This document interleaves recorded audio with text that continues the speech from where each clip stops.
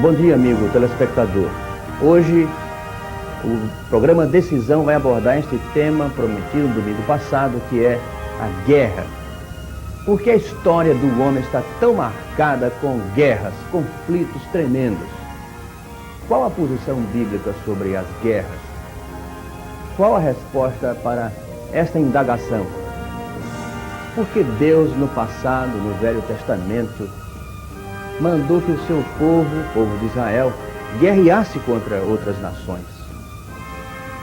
Ou esta indagação também difícil de resposta, como: se o crente verdadeiro, o cristão verdadeiro, for convocado para ir à guerra, ele deve ir ou deve se abster? Bem, na nossa programação hoje, é o nosso propósito trazer uma mensagem muito especial para você com este tema, as guerras. Portanto, eu lhe convido, continue conosco. Desde a época de Jesus Cristo, o mundo não conheceu um único dia de paz. Através dos séculos, a humanidade vem se degladiando em guerras intermináveis. Milhares e milhares de pessoas perderam suas vidas nos conflitos armados internacionais. A ameaça nuclear paira cada dia sobre a cabeça dos bilhões de habitantes do globo terrestre. De todas as partes, surgem protestos contra as guerras e cresce o movimento para desarmamento nuclear. Os pacifistas cada dia mais ganham destaque internacional. Porém, os conflitos armados continuam. Cada dia surgem notícias de mais e mais guerras. Haverá um fim para isto tudo? E qual deveria ser a posição cristã sobre este assunto? O programa Decisão veio hoje às ruas do centro do Recife indagar a opinião da população a respeito do nosso tema, do tema desta manhã, a guerra. Por que os homens vivem constantemente guerreando entre si? Acho que um inveja de outro, né? Eu acho que pelo poder, né? Cada um quer ser mais poderoso do que o outro, aí existe a guerra. Isso é a incompreensão total que há entre os seres humanos, né? Vive guerreando porque ele, em primeiro lugar, não conhece que Deus existe. O que você acha da guerra? Coisa horrorosa.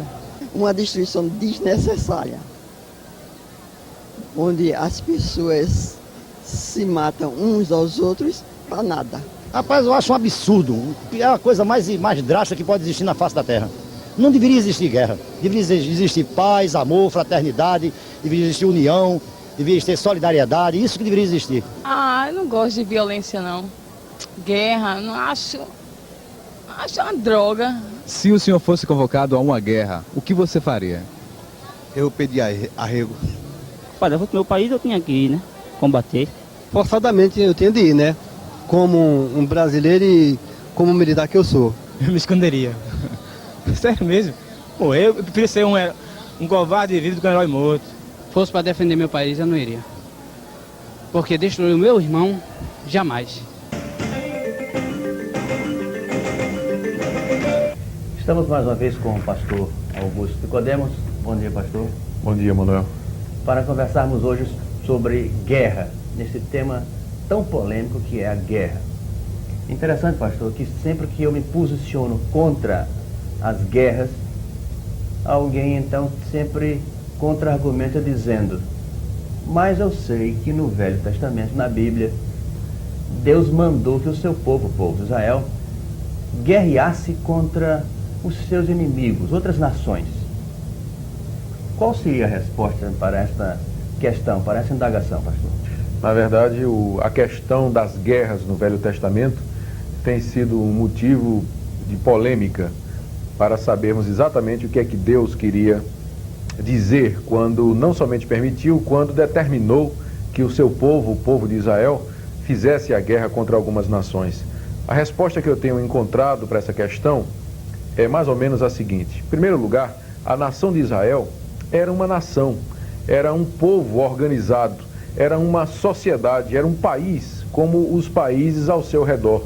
E Deus deu muitas leis a Israel, que eram consideradas leis de caráter cívico e que tinham a ver a Israel como nação, e que estas leis não se projetam hoje para a igreja, que deixou de ter cunho nacional e passa a ser uma comunidade sem nenhuma fronteira em termos de países ou de organização cívica. Em segundo lugar, é bom observarmos que Deus usou o povo de Israel no Velho Testamento, muitas vezes, como um instrumento seu para punir outras nações. É do conhecimento do público em geral que as nações que habitavam a terra de Canaã, antes da entrada do povo hebreu, eram nações declaradamente idólatras, nações ímpias, nações que viviam na prática da imoralidade, ou, para usar a expressão bíblica, eram nações cujos pecados já haviam enchido a medida da ira de Deus. E Deus então usou o povo de Israel como chicote, como castigo para estas nações, por causa da iniquidade destas nações. Ao ponto de que nós podemos quase que identificar no Velho Testamento a bênção de Deus sobre a nação de Israel com as vitórias que Deus dava a Israel nas batalhas. Por exemplo, no livro de Provérbios, capítulo 21, no verso 31, nós lemos: o cavalo prepara-se para o dia da batalha, mas a vitória vem do Senhor. Esta é uma expressão muito comum no Velho Testamento. O Deus de Israel era o Deus que dava a vitória a Israel nas guerras. Era um Deus que estava levando o povo de Israel à conquista da terra que Deus havia prometido a Abraão, a Isaque e a Jacó. Então, quando nós olhamos para o Velho Testamento e vemos as guerras, nós devemos entender em que contexto e em que situação Deus determinou a guerra. E certamente que, havendo cumprido já a sua finalidade, estas leis acerca da guerra não passam para a época do Novo Testamento, quando a igreja é de uma dimensão muito maior e de uma dimensão espiritual. Agora, pastor, uma questão polêmica é a seguinte: ora, Deus determinou nos 10 mandamentos que o homem não deveria matar. E a lei é bem clara, diz assim: não matarás. E como conciliar esta lei, não matarás, com a orientação do próprio Deus para que o seu povo guerreasse contra os inimigos, naturalmente com morte? Como é que pode se conciliar isso? A resposta é a seguinte: o mandamento não matarás, ele está, na verdade, dizendo não assassinarás. O que está sendo proibido neste mandamento é o assassínio premeditado, é o homicídio.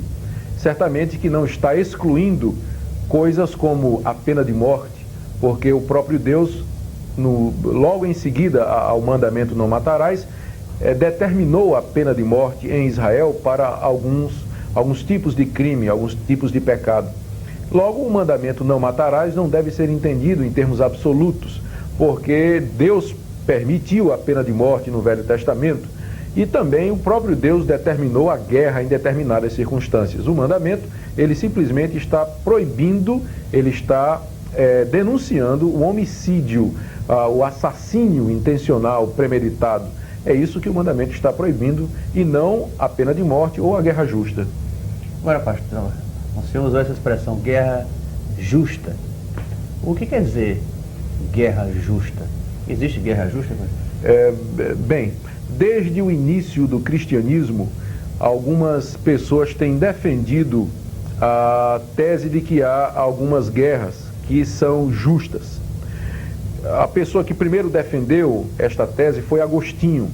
E Agostinho chegou à conclusão, estudando a Bíblia, de que algumas guerras, mesmo na época cristã, não somente deviam ser feitas, como eram necessárias. Guerras, por exemplo, para promover a paz, para assegurar a paz, assegurar a justiça, assegurar a soberania nacional, ou guerra de legítima defesa. Pense, por exemplo, na guerra que os países aliados fizeram contra as pretensões da Alemanha de conquistar o mundo. Ou imagine um país que está sendo invadido, está sendo conquistado, as posses, as propriedades, tudo que aquele país dispõe está sendo engolido pelo invasor. Os seus filhos estão sendo mortos, as suas mulheres levadas em cativeiro. Então essa seria uma situação em que a guerra poderia ser feita em defesa própria da nação. E Agostinho chegava inclusive a dizer que mesmo nesse tipo de guerra deveria se prevalecer o amor aos inimigos e manter a palavra nas promessas feitas aos inimigos. E guerras em que as pessoas que estariam envolvidas nesse tipo de guerra, elas se comprometeriam a não usar de não partir para o saque, para o estupro e a violentação das mulheres feitas prisioneiras de guerra e os horrores que geralmente acompanham uma guerra. Então eu acredito, como muitas pessoas, muitos pastores, estudiosos da Bíblia no meio evangélico, que nós todos devíamos fugir da guerra, como um todo, mas que há exceções e que um país pode ser levado ao ser obrigado a participar de uma guerra por motivos justos. É isso que nós entendemos o que é a guerra justa. Inclusive esta posição é defendida na Confissão de Fé de Westminster, que é a confissão de fé das igrejas reformadas e presbiterianas. E já que o pastor está falando na Confissão de Fé evangélica e presbiteriana, eu gostaria de saber, pastor, qual seria então a posição da igreja com respeito a este tema, a guerra? Qual seria a posição da igreja? A igreja, através dos séculos, a Igreja de Cristo em geral, tem tido opiniões diversas. Você encontra grupos pacifistas que são contra, inclusive, a ideia de guerra justa e que querem sempre a paz e que interpretam assim o ensino de Jesus, ou seja, que se alguém nos bate na face, nós devemos dar a outra face. Eles advogam a não resistência em qualquer circunstância. E desde o primeiro século você encontra pessoas que eram a favor do pacifismo e da não resistência.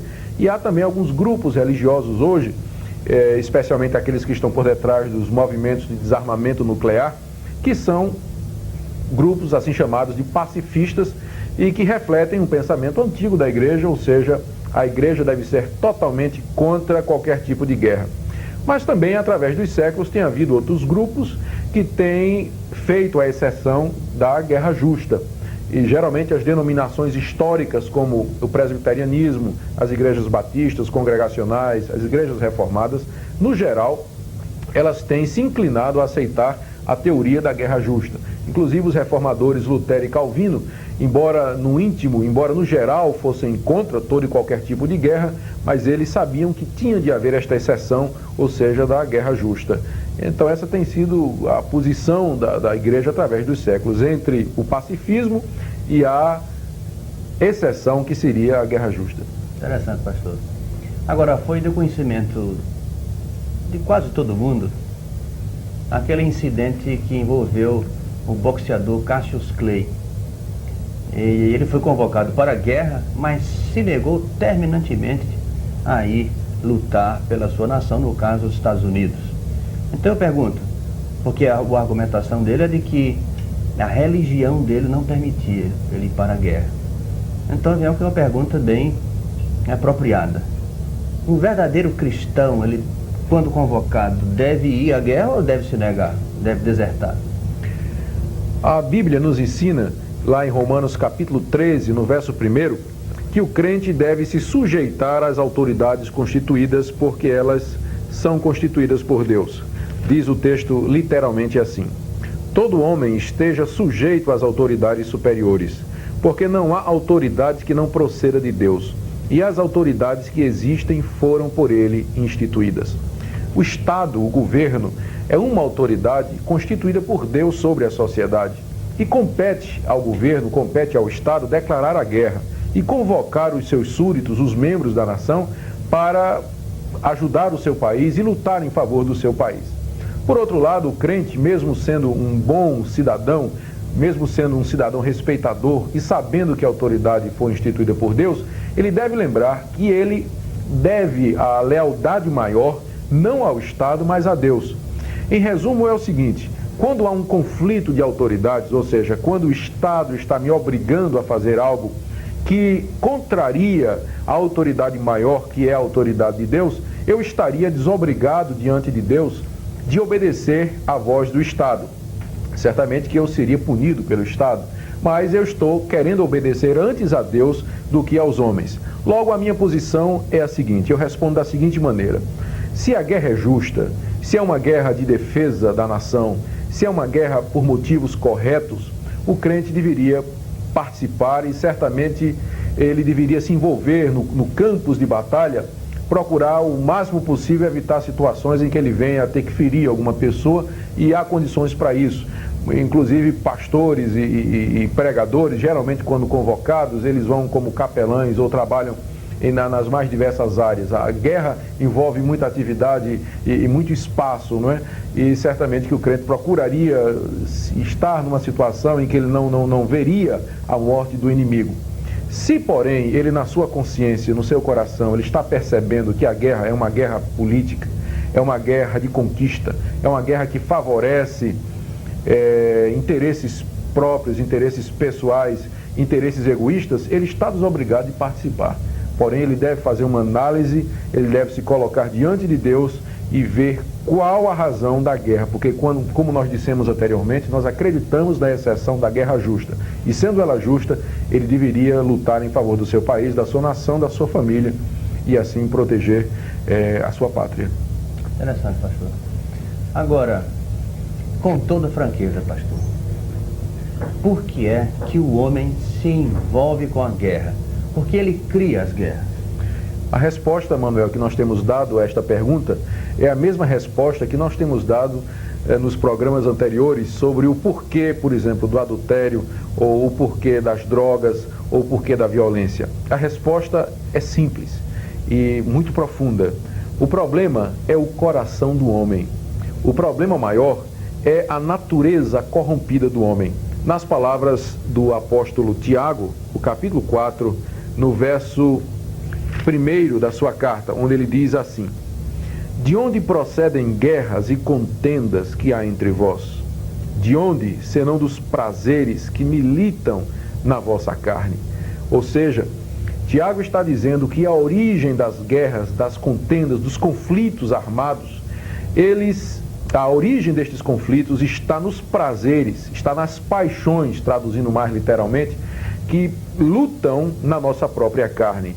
Em outras palavras, o desejo de poder, a gana, a ânsia desenfreada pelo lucro, o egoísmo, a crueldade, todas estas coisas brotam do coração do homem, do coração corrompido do homem e o levam à consequência terrível, à consequência espantosa e daninha que são as guerras.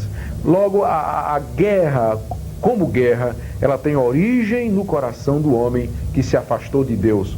A Bíblia nos fala que o homem foi criado à imagem e semelhança de Deus, mas se afastou de Deus pelo pecado e é um pecador corrompido no seu entendimento, no seu coração, e é inclinado para o mal e sempre pronto a fazer a guerra quando isto serve aos seus interesses. Esta é a causa de todas as guerras, na sua grande maioria, à exceção, já dissemos, da guerra justa. Mas na grande maioria, as guerras são causadas exatamente por estas paixões que habitam e que se incorporam por causa do pecado no coração corrompido do homem. Isso, pastor, levaria o homem a ser violento exatamente porque ele é um pecador?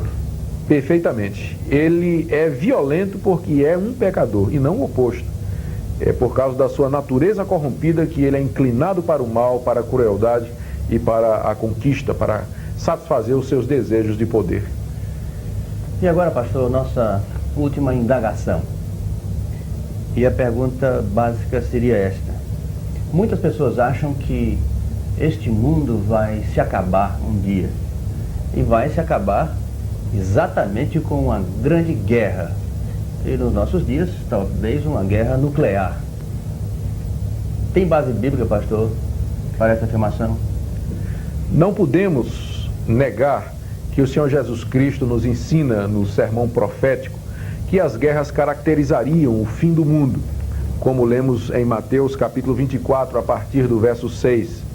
E certamente ouvireis falar de guerras e rumores de guerras. Vede, não vos assusteis, porque é necessário assim acontecer, mas ainda não é o fim. Porquanto se levantará nação contra nação, reino contra reino, e haverá fomes e terremotos em vários lugares. Como acabamos de ver, o Senhor Jesus insiste neste ponto, que guerras sempre acompanhariam a vida ou o desenrolar da história da humanidade. Por outro lado, a descrição que a Bíblia dá do juízo final, do fim do mundo, não nos parece que ensina ou que deixa a possibilidade de que isto ocorra numa destruição mútua, nação contra nação, num grande holocausto nuclear. A impressão que nós temos pela descrição que a Bíblia dá do juízo final é que será uma ação, uma intervenção de Deus sobre o mundo, como nós lemos aqui na segunda carta de Pedro, capítulo 3, a partir do verso 10. Virá, entretanto, como ladrão o dia do Senhor, no qual os céus passarão com estrepitoso estrondo e os elementos se desfarão abrasados. Também a terra e as obras que nela existem serão atingidas. Esse versículo fala que os elementos, a matéria que compõe a terra, enfim, tudo aquilo que forma o nosso universo, estas coisas se desfarão abrasadas, tudo em geral. E mesmo que nós tenhamos capacidade nuclear para fazer uma grande guerra, dificilmente chegaremos ao ponto de derreter o próprio planeta, como parece indicado aqui pelo apóstolo Pedro. Nós entendemos que Deus haverá, no dia do juízo, de exercer a sua ira, o seu juízo sobre o mundo como um ato de Deus, e não usando uma guerra nuclear ou qualquer outro tipo de guerra, até uma guerra convencional, mas parece claramente a Bíblia indicar que será uma ação direta de Deus em ira e em vingança contra a humanidade, contra os pecadores, exercendo assim, através do fogo, derretendo os elementos, destruindo a terra, para fazer um novo céu e uma nova terra, onde habita a justiça. Obrigado, pastor. Nós voltamos com você daqui a alguns instantes. Na época antiga, havia um costume muito interessante após a guerra. O general vitorioso costumava entrar na cidade de Roma em triunfo, numa procissão alegórica, com muita festa, muita música, e o general trazia acorrentado ao seu carro os inimigos que ele havia capturado durante a guerra. E flores eram lançadas sobre o general, sobre os seus soldados, e um perfume suave se espalhava por aquele cortejo vitorioso. O apóstolo Paulo, em certa ocasião, usou esta figura muito conhecida da sua época, uma figura da guerra, uma figura do final da guerra, para descrever o triunfo de Jesus Cristo sobre os seus inimigos. Ele assim falou na segunda carta aos Coríntios, no capítulo 2, no versículo 14. Graças, porém, a Deus, que em Cristo sempre nos conduz em triunfo e por meio de nós manifesta em todo lugar a fragrância do seu conhecimento. Nesse trecho que nós acabamos de ler, o apóstolo Paulo nos diz que Jesus, à semelhança de um general vitorioso, nos conduz num cortejo triunfal, onde o perfume da vitória se faz presente. Num programa dedicado à guerra, eu gostaria de lhe falar a respeito da vitória. Não da vitória de exércitos que se degladiaram, mas da vitória do maior de todos os generais, que foi o Senhor Jesus Cristo.